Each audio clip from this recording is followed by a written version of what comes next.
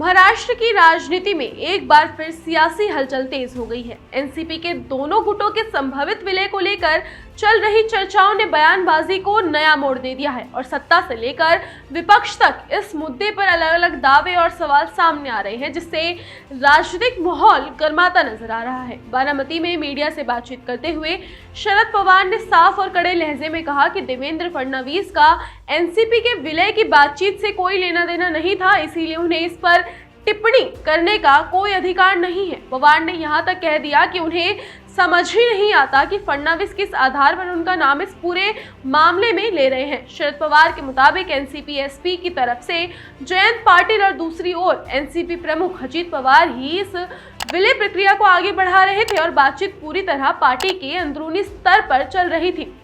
इस बीच अजीत पवार की एक विमान हादसे के मौत के बाद सियासी हालात पूरी तरह बदल गए हैं। अजीत पवार के निधन के बाद शरद पवार समेत पार्टी के कई नेताओं ने दावा किया कि दोनों गुटों के विलय की बातचीत काफी आगे बढ़ चुकी थी और 12 फरवरी को इसका औपचारिक ऐलान होने वाला था। लेकिन मुख्यमंत्री फडणवीस ने इस दावे पर सवाल खड़े कर दिए और कहा कि अगर वाकई ऐसी कोई बातचीत चल रही होती तो अजीत पवार उन्हें इसकी जानकारी जरूर देते। इसी बयान पर पलटवार करते हुए शरद पवार ने कहा कि जब फडणवीस इस पूरी प्रक्रिया का हिस्सा ही नहीं थे तो उनके बयान देने का कोई मतलब नहीं बनता। अब बड़ा सवाल यही है कि क्या एनसीपी का विलय अब भी संभव है। इस पर शरद पवार ने फिलहाल गेंद टालते हुए कहा कि इस वक्त उनकी प्राथमिकता राजनीतिक फैसले नहीं बल्कि एक दूसरे का साथ देना और शोक में डूबे लोगों को संभालना है। उन्होंने साफ कहा कि अभी किसी भी तरह की राजनीतिक चर्चा किसी से नहीं हो रही है।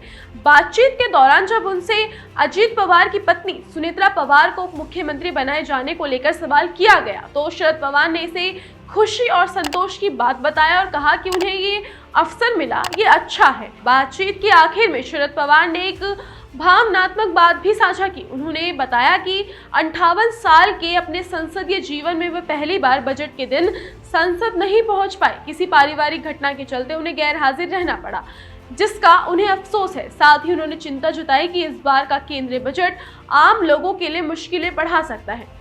कुल मिलाकर एनसीपी के विलय से शुरू हुआ ये मामला अब सियासी बयानबाजी, अधिकार की बहस और भविष्य की रणनीति तक पहुंच गया है। सवाल यही है, क्या शोक के बाद राजनीति फिर रफ्तार पकड़ेगी या ये विवाद आने वाले दिनों में महाराष्ट्र की राजनीति को और उलझा देगा।